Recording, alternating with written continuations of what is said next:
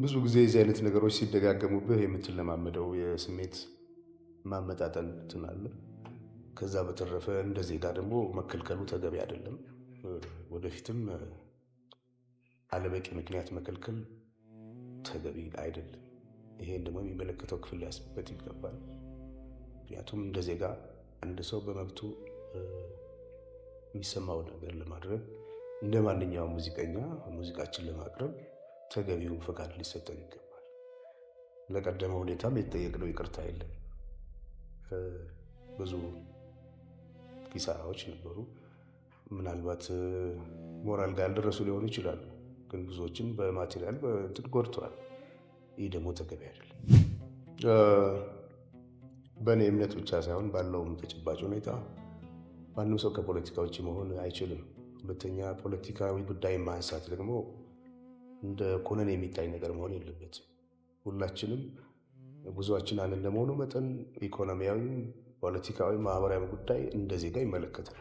በእነዚህ ጉዳዮች ዙሪያ ማተኮርና ማድረግ መለመድና መበረታታት ያለበት ነው ብዬ አምናለሁ። ከዚህ አንጻር ነው ያደረግኩት። የነገሮቹ ጥልቀትና በዛ ጉዳይ ያተኮሩት መስመሮች በካሴት ውስጥ በዝርዝር ተጠቅሰዋል። ሁሉም ጠቅሶ ለማለፍ አስቸጋሪ ነው። በዚህ ሁኔታ ነው ያለው።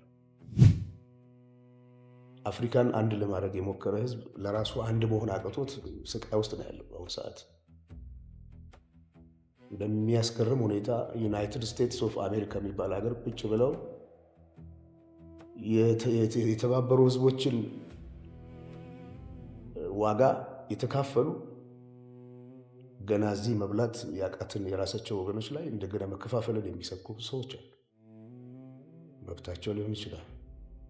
አደገኛ መሆኑን ሳይነገር አይታለፍም። ስለዚህ እኛ ሰላም እንፈልጋለን፣ አገራችን እንወዳለን። ኢትዮጵያዊነት ቀለሙ እንዲዘባረቅ ተደርጎ እንደቀረበው አይደለም፣ ረቂቅ ነው፣ የሚጠቅም ነው። ለእኛ አይደለም ለሌሎችም የሚጠቅም ነው። ሀገር እንግዲህ የሚቆመው ብዙ ጊዜ ለሀገር ባለውለታ በሆኑ ሰዎች፣ ብዙ የህብረተሰቡ አካላት በሚሰሯቸው ተግባራት። እንደሚታወቀው እንግዲህ ኢትዮጵያዊነት በነፃነት የመኖር ምልክት ነው። ለብዙዎችም በነፃነት ውስጥ ላልነበሩ ሰዎች ጥሩ ምሳሌ የሆነ ድል ለማግኘት ሚኒሊክን የመሰለ ጥሩ መሪ ያስፈልጋል። እንደ ቀዳማዊ ኃይለ ሥላሴ ደግሞ የነበሩ ትልቅ ነገስታት በዓለም መንግስታት ጉባኤ ጀምሮ ያደረጓቸው አስተዋጽኦ፣ በዓለም ዙሪያ የነበራቸው ተቀባይነት፣ ለሀገራቸው የሰሩት ተግባራት ሳይደመር ኢትዮጵያ የምንላት ዛሬ ያለችው ሀገር ልትኖር አትችልም። ይህን ልጆች ሊመልሱት የሚችሉትን ጥያቄዎች በእድሜ በልጽገን እንኳን ለመግባባት የማንችልባቸውን ነጥቦች ላይ በማተኮር ነው የብዙ ወጣቶች ጉዞ እንዲደናቀፍ ይሆን። ይህ ደግሞ የታላላቆቻችንም ግፊያ ነበር። የቀደሙት አባቶቻችን ግን ከዚህ የላቀ ቅርጽ የነበራቸው ናቸው። ለዚህ ነው እነሱ ላይ ያተኮረ ስራ የምሰራው። ስለዚህ ሁሉም የራሱን አመለካከት መግለጽ ደግሞ የተፈጥሯዊ መብቱ ነው። በማንኛውም ሁኔታ ግን ሁሉንም ማስደሰት ባይቻል በተቻለ መጠን ሁሉንም የሚያግባባ ቅርጽ ይዞ ለመቅረብ ነው የሞከርኩት። ኢትዮጵያዊነትን ከአደጋ ማዳን ትልቁ መሰረት።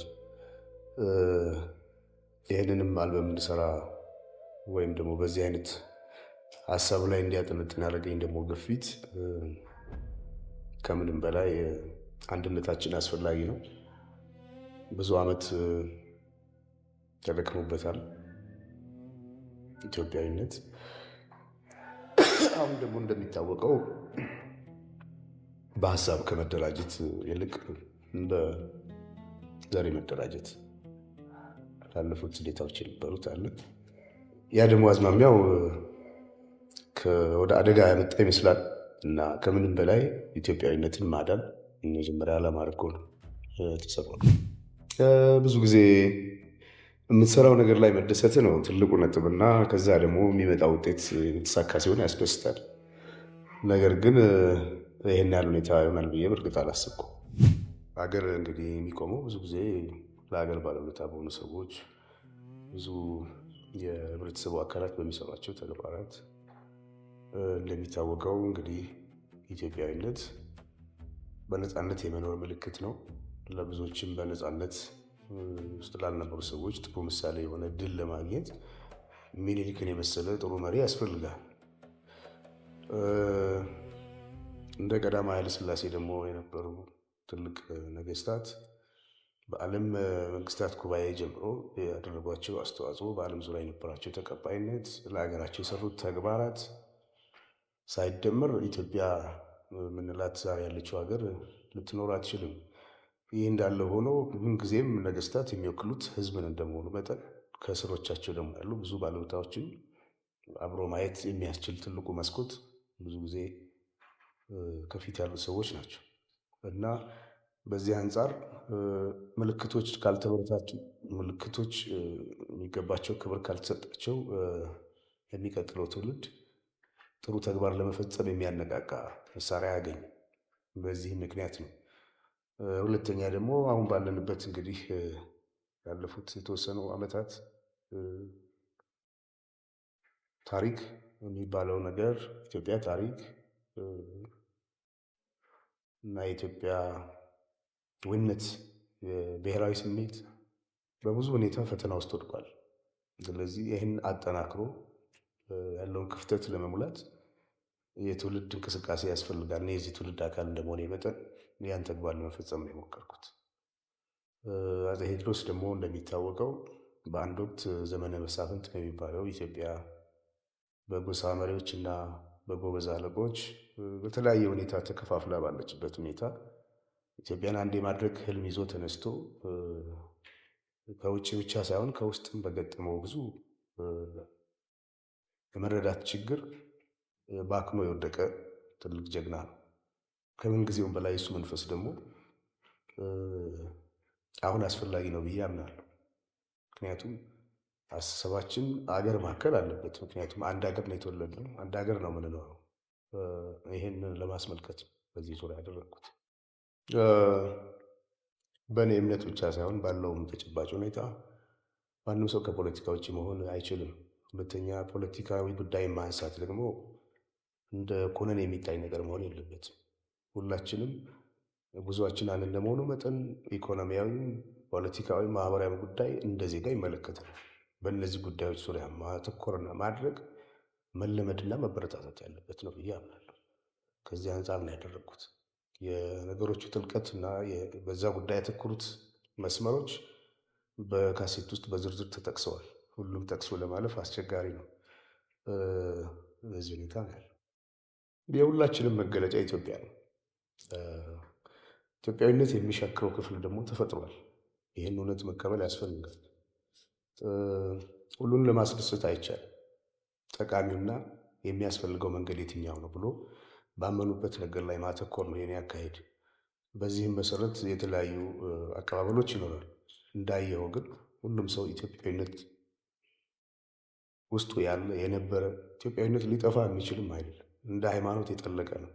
ኢትዮጵያዊነት ረቂቅ ሚስጥር አለው። ኢትዮጵያዊነት በጣም ረጅም መሰረት ያለው ነው። ይህን ካለመረዳት በነበሩ አብረን ባደረግናቸው ብዙ መልካም ነገሮች ላይ መስማማት ስንችል አብረን ባጎደልናቸው ነገሮች ላይ ዝም ብለን ጊዜ ማጥፋት ጠቃሚ አይደለም። ምን ጊዜም እኔ ትላንት አዲስ ልጅ ወልጃለሁ። አሁን 4 ዓመት ሆኖታል። ይሄ ልጅ ከፍቅርና ከጥላቻ የቱ እንደሚሻል ብጠይቀው የሚነግረኝ ስለ ፍቅር ነው። ከአንድነትና ከልዩነት የትኛው እንደሚሻል ብጠይቀው የአንተም ልጅ ሊነግር የሚችለው አንድነት። ይሄን ልጆች ሊመልሱት የሚችሉትን ጥያቄዎች በእድሜ በልጽገን እንኳን ለመግባባት የማንችልባቸውን ነጥቦች ላይ በማተኮር ነው የብዙ ወጣቶች ጉዞ እንዲደናቀፍ ይሆን። ይህ ደግሞ የታላላቆቻችንም ግፊያ ነበር። የቀደሙት አባቶቻችን ግን ከዚህ የላቀ ቅርጽ የነበራቸው ናቸው። ለዚህ ነው እነሱ ላይ ያተኮረ ስራ የምሰራው። ስለዚህ ሁሉም የራሱን አመለካከት መግለጽ ደግሞ የተፈጥሯዊ መብቱ ነው። በማንኛውም ሁኔታ ግን ሁሉንም ማስደሰት ባይቻል በተቻለ መጠን ሁሉንም የሚያግባባ ቅርጽ ይዞ ለመቅረብ ነው የሞከርኩት። ብዙ ጊዜ የዚህ አይነት ነገሮች ሲደጋገሙብህ የምትለማመደው የስሜት ማመጣጠን ትናለ። ከዛ በተረፈ እንደ ዜጋ ደግሞ መከልከሉ ተገቢ አይደለም። ወደፊትም አለበቂ ምክንያት መከልከል ተገቢ አይደለም። ይሄን ደግሞ የሚመለከተው ክፍል ሊያስብበት ይገባል። ምክንያቱም እንደ ዜጋ አንድ ሰው በመብቱ የሚሰማው ነገር ለማድረግ እንደ ማንኛውም ሙዚቀኛ ሙዚቃችን ለማቅረብ ተገቢውን ፈቃድ ሊሰጠን ይገባል። ለቀደመ ሁኔታም የተጠየቅነው ይቅርታ የለም። ብዙ ኪሳራዎች ነበሩ። ምናልባት ሞራል ጋር ያልደረሱ ሊሆኑ ይችላሉ፣ ግን ብዙዎችን በማቴሪያል በእንትን ጎድተዋል። ይህ ደግሞ ተገቢ አይደለም እና ይሄ መሻሻል አለበት ብዬ አስባለሁ። ከመሰረቱ ለመነሳት ሁላችንም የተጽዕኖ ውጤት ነው። በሙዚቃ እንደነ ቦብ ማርሌ እንደ በሬጌው መስክ ባለው ሁኔታ እዚህ ሀገር ደግሞ ከነ ጥላሁን ከነ ማህሙድ ከነ አለማየሁ እሸቴ የተቀዳ ቅርጽ ነው ያለን ሁላችንም። የቀደሙትም ለሚቀጥሉት በዛ መጠን ነው እያስተላለፉ የሄዱት። ከዛ በተረፈ አቅምህ በቻለው መጠንና ባለ የተሰጥኦ ልክና በትጋት መጠን የምትጠጋበት የራስ የሆነ ውጤት ጋር ለመድረስ ትሞክራለህ። ከዛ ውጭ ያለውን ነገር እኔ እዚህ ጋር ደርሻለሁ እዚህ ጋር ለማለት ብትልም አትሆንም። ስለሆንክም ይሄን በሰው ቢሆን ያምራል። እኔ ስለዛ ለመናገር ብዙ አይመቸኝም። ማውቀውም ማድረገውም ብቻ ያደረግኩ መሄድ ነው። እስቲ ባለንበት ስራ እንቅር፣ ባለሁበት ስራ እክለምና ወደፊት ደግሞ አብረን እናየዋለን። በአጭር ጊዜ ውስጥ አለቀም ባይባል እውነት ለመናገር በ2 ዓመት ጊዜ ውስጥ ነው የስቱዲዮ ስራ ያለቀው። ከዛ ፊት በቤት ውስጥ ዜማና ቅኔ ማዘጋጀት ነበረ። ግን በየቀኑ ነበር የምሰራው እና ከባዱ እንግዲህ እንቅልፍ ማጣት እና የአመጋገብ ችግር ገጥሞኛል። ከዛ በተረፈ በጥሩ ሁኔታ ደስ ብሎኝ ነው የጨረስኩት። ይኖራል ወደፊት፣ ግን አሁን ለጊዜው ከዛ ሀሳብ ትንሽ ገለል ብሎ እረፍት ያስፈልጋል። በቂ እረፍት ማድረግ፣ ከዛ ደግሞ ወደ ዝግጅት ለመግባት ጥናት ያስፈልጋል። እንደምታውቀው ደግሞ የኛ ባንዶች ያሉት ውጭ ሀገር ነው። እነሱ እዚህ ሀገር መጥተው በትንሹ ከ1 ወር ያላነሰ ጊዜ ጥናት ያስፈልጋል። በቂ ዝግጅት አድርጎ በጥሩ ብቃት በተሻለ ከቀድሞም በተሻለ ሁኔታ የፐርፎርማንስ ሌቭሉን ከፍ ለማድረግ አስበናል። ስለዚህ ይሄ ደግሞ ትንሽ ጊዜ ይፈልጋል። ከምንም በላይ አንድ ህዝብ እንደ ሀገር ሲኖር ብዙ ጊዜ የተለፋበት የተቀባበለ የትውልድ ቅብብል ውጤት ብዙ ዋጋ ተከፍሎበታል። በተለይ የእኛ አባቶች የከፈሉት ዋጋ እንደዚህ በቀላሉ የሚጠቀስ አይደለም። በጣም ጨዋ ሰዎች ነበሩ። በጣም ግንዛቤያቸው ሰፊ ነበር። የመረዳት አቅማቸው ከፍተኛ ነበር። በጣም የሰለጠኑት አገሮች ላይ ያሉትን ሰዎች ጭንቅላት የሚፈትሽ ስራ ነው የሚሰሩት የነበረው። በጀግንነት በጦር ሜዳ ብቻ ድል ያደረጉ ሰዎች አይደሉም። የመንግስታቱን ማህበር ጉባኤ የፈተኑ፣ በሀቅ የቆሙ፣ በወረቀት ላይ የተፈረመውን ነገር ለማስፈጸም የጸኑ ጨዋ ሰዎች ነበሩ።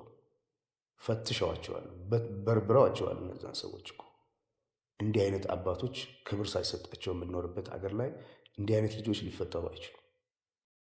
የሰው ዕዳ እየበላን አገር ለማስቀጠል አይቻልም። ይሄ ነው እንደ ሀገር የገጠመን ችግር ብዬ የማምነው። ወጣቶች ወዴት እንደሚሄዱ የሚያሳይ ደግሞ ያለፈው ክፍል እነሱ ላይ ያተኮረ አካሄድ የለውም እና መጀመሪያ ሀገር ማዳን ነው ቅድሚያ የሚሰጠው ነገር። ሁሉ ነገር ቅደም ተከተል አለው። የመጀመሪያው ምንድን ነው? ኢትዮጵያዊነትን ማዳን ያስፈልጋል። ኢትዮጵያዊነት ካልዳነ ማንም የሚኖርበት አገር አይፈጠርም እዚህ ቦታ ላይ። ስለዚህ ኢኮኖሚያዊ ለውጥ ሊመጣ የሚያስፈልገው ነገር ለማድረግም ህዝብ መተባበር አለበት። አድዋ ላይ በአንድ ላይ ያዘመትከውን ኃይል በዛ ኃይል ወደ ልማት ለማሳተፍ ይቻላል። መንገዱም ይሄ ነው እና እንደዚህ አይነት የአካሄድ ጉድለቶች አሉ። ሁለተኛ ልጆች ተምረው ተሻሽለው መለወጥ ይፈልጋሉ። ወጣቶች መንገድ የሚያሳያቸው ይፈልጋሉ እና የሚያሳዝን ትውልድ ነው። የዛ ትውልድ አካል ስለሆንን ነው በዚህ አይነት ጉዳይ ላይ እንድናተኮር ግድ የሆነው እና ለወደፊቱ ለሀገር የምመኘው ኢትዮጵያ ልጆቿ የተባበሩባት አገር፣ ለሀገር የለፉ ሰዎች የሚከበሩበት አገር፣ ለሀገር የለፉ ሰዎች ሲከበሩ ለሀገር የሚያስከብር ስራ የሚሰሩ ልጆች መፈጠር ይችላሉ። ከምንም በላይ ግጭቶችን አስወግደን በይቅርታና በምህረት በፍቅር በአንድነት ይሄንን መሰረት ያለው ህዝብ ወደ ዘላቂ ጉዞ ለመውሰድ ትልቅ መነቃቃትና መነሳሳት ያስፈልጋል። እና ኢትዮጵያዊነት ሩቅ ነው እና የሁላችን ኑሮ መሻሻል አለበት።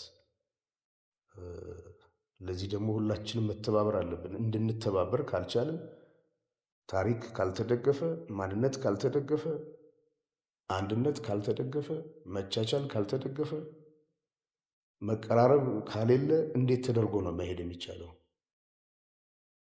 አፍሪካን አንድ ለማድረግ የሞከረ ህዝብ ለራሱ አንድ መሆን አቅቶት ስቃይ ውስጥ ነው ያለው በአሁኑ ሰዓት። በሚያስገርም ሁኔታ ዩናይትድ ስቴትስ ኦፍ አሜሪካ የሚባል ሀገር ቁጭ ብለው የተባበሩ ህዝቦችን ዋጋ የተካፈሉ ገና እዚህ መብላት ያቃትን የራሳቸው ወገኖች ላይ እንደገና መከፋፈልን የሚሰብኩ ሰዎች አሉ። መብታቸው ሊሆን ይችላል። አደገኛ መሆኑ ግን ሳይነገር አይታለፍም። ስለዚህ እኛ ሰላም እንፈልጋለን፣ አገራችን እንወዳለን። ኢትዮጵያዊነት ቀለሙ እንዲዘባረቅ ተደርጎ እንደቀረበው አይደለም፣ ረቂቅ ነው፣ የሚጠቅም ነው። ለእኛ አይደለም ለሌሎችም የሚጠቅም ነው እና አይደለም ኢትዮጵያኖች ተባብረው ለእኛ መሆን ብቻ አይደለም፣ በጽኑ እንቅልፍ ለወደቀው ለሰፊው አፍሪካም ትልቅ አቅም የሚሰጥ የሚያፈናጥር ህዝብ ነው። እንዳይራመድ ሆኗል። ይህን የማዳን ደግሞ የኔም የእናንተም ሁላችንም ተግባር ነው ብዬ አምናለሁ።